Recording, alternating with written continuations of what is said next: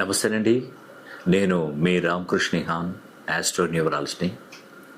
ఈరోజు మనం చర్చించుకుంటున్న ఆలయం పేరు బాబా బైద్యనాథ్ ఆలయం.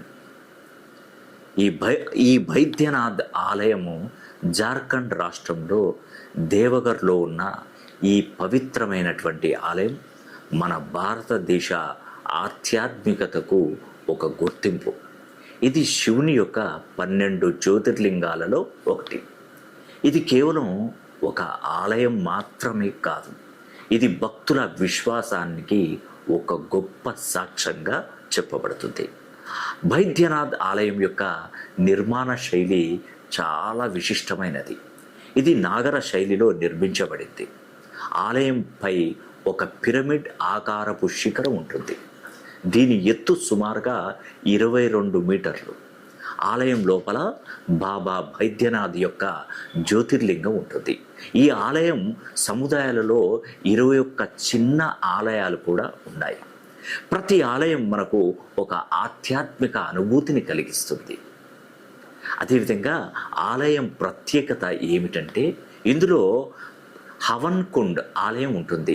ఈ ఆలయం సంవత్సరంలో కేవలం ఒక్కసారి మాత్రమే నవరాత్రి సమయంలో తెరవబడుతుంది. ఇది ఆలయం యొక్క సాంప్రదాయానికి ఒక ప్రత్యేకమైనటువంటి గుర్తింపు. ఈ ఆలయం యొక్క చరిత్ర మన పురాణాలలో ఒక అద్భుతమైనటువంటి కథ ఉంది. రాముడు సీతను రక్షించడానికి లంకకు వెళ్ళినప్పుడు శివుని అనుగ్రహం కోసం శివలింగాన్ని తెచ్చాడు. ఆ లింగాన్ని రావణాసురుడు లంకకు తీసుకెళ్తుండగా విష్ణువు ఒక గొర్రెల కాపరి రూపంలో వచ్చి రావణుడిని మోసం చేశాడు. రావణుడిని ఆ శివలింగాన్ని భూమిపై పెట్టమని కోరాడు. అప్పటి వరకు శివలింగాన్ని మోస్తున్నటువంటి రావణుడు భూమిపై పెట్టిన లింగాన్ని పైకి లేకపోయాడు. అప్పుడు ఆ శివలింగం దేవగర్లో శాశ్వతంగా ప్రతిష్ట అవుతుంది అక్కడే. అందుకే ఈ ఆలయానికి బైద్యనాథ్ అని పేరు వచ్చింది. ఈ ఆలయము రాజా బీర్ విక్రమ్ సింగ్ చేత స్థాపించబడింది. బ్రిటిష్ కాలంలో కూడా ఈ ఆలయానికి ఎంతో గౌరవం ఉండేది. బైద్యనాథ్ ఆలయము శివుని భక్తులకు చాలా ముఖ్యం. ఇది 12 జ్యోతిర్లింగాలలో ఒకటి. ప్రతి జ్యోతిర్లింగం శివుని యొక్క రూపంలో పరిగణించబడుతుంది.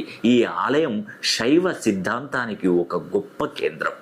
శ్రావణ మాసంలో లక్షలాది మంది భక్తులు ఇక్కడికి వస్తారు. భక్తులు గంగా జలాన్ని సుల్తాన్గంజ్ నుండి తెచ్చి